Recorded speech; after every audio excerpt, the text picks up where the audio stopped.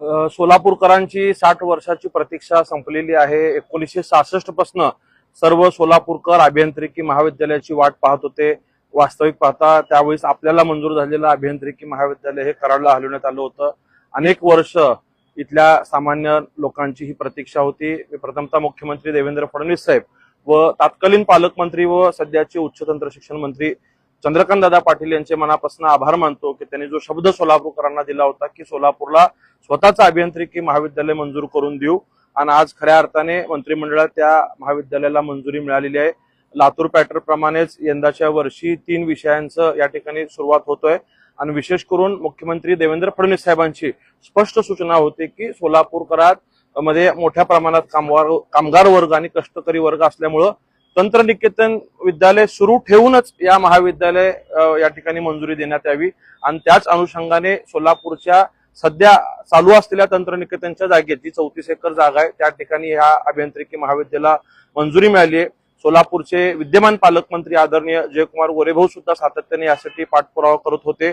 अनेक वेळा मी देखील अधिवेशनात याबाबत बोललोय। मुख्यमंत्री साहेबांनी कार्यवाही करण्याचे आदेश प्रधान सचिवांना दिले होते। कालच्याच अधिवेशनामध्ये चंद्रकांत दादांनी सुद्धा त्याबाबतचे भूमिका स्वतः मुख्यमंत्री महोदयांनी अधिवेशनात सांगितलं होतं की याच वर्षी आम्ही सोलापूरचं हे कॉलेज सुरू करू।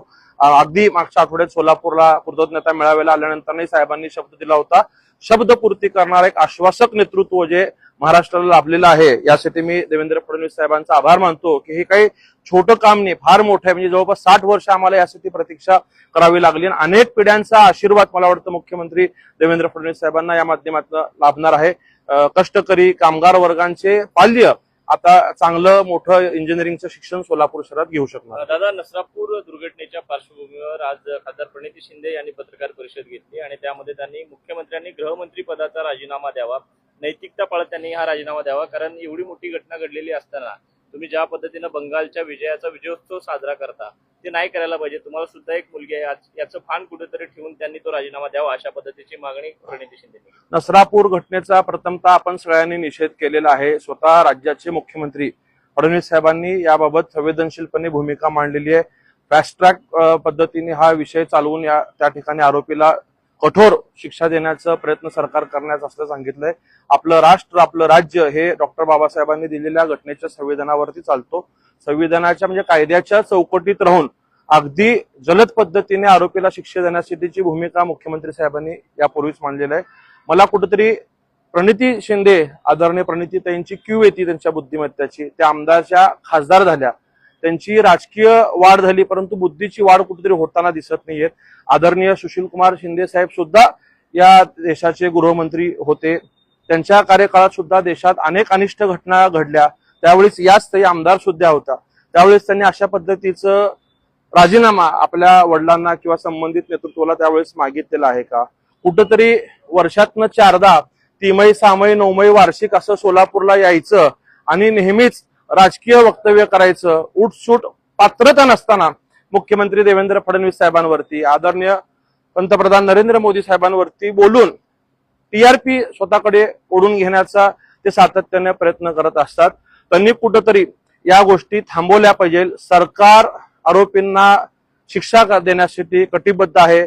आपण सगळ्यांनी पाहिलेलं आहे की ज्या वेळेसपासून मोदीजींचं राज्य या देशात आलं, ज्या ज्या ठिकाणी अशा घटना घडल्या असतील क्रूरतेच्या, त्या ठिकाणी सरकारने कायद्याच्या चौकटीत राहून त्यातनं असलेल्या संधीतनं आरोपींना शिक्षा देण्याची जलद प्रतिक्रिया केलेली आहे। आणि स्वतः मुख्यमंत्री साहेब आश्वासक असताना कुठेतरी त्या भूमिका ठेवायचं आले की प्रत्येक वेळेस पत्रकारांचा बूम कुठेतरी त्यांना मला वाटतं जास्त प्रिय आहे आणि ते समोर घ्यायचं आणि अधिक काहीतरी टोकाचं बोलायचं।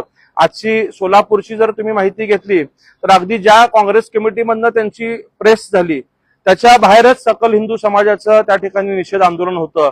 तुम्हाला जर त्या पीडित कुटुंबियाबद्दल संवेदना असतील, भावना असतील तर तुम्ही त्या ठिकाणी उपस्थित राहणं अपेक्षित होतं, तुमच्या भावना त्या ठिकाणी नोंदवणं अपेक्षित होतं। परंतु तुम्हाला कुठेतरी सकल हिंदू समाजाची अलर्जी आहे म्हणून तुम्ही जाणीवपूर्वक त्या ठिकाणी जाण्याचं टाळलं आणि केवळ मीडियासमोर भाष्य आपण केलेलं आहे।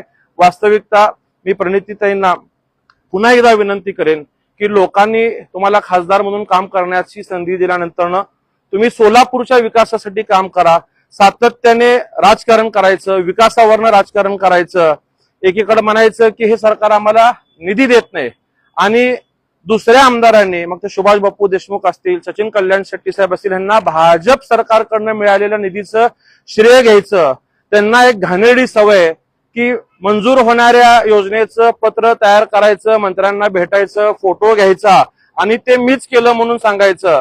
जर तुमची ही भूमिका सत्याची असेल तर तुम्ही दुसरी बाजू पण म्हणजे विमान सेवा झाल्यानंतर तुम्ही आभार मानायला केंद्रीय मंत्र्यांकडे गेलात का?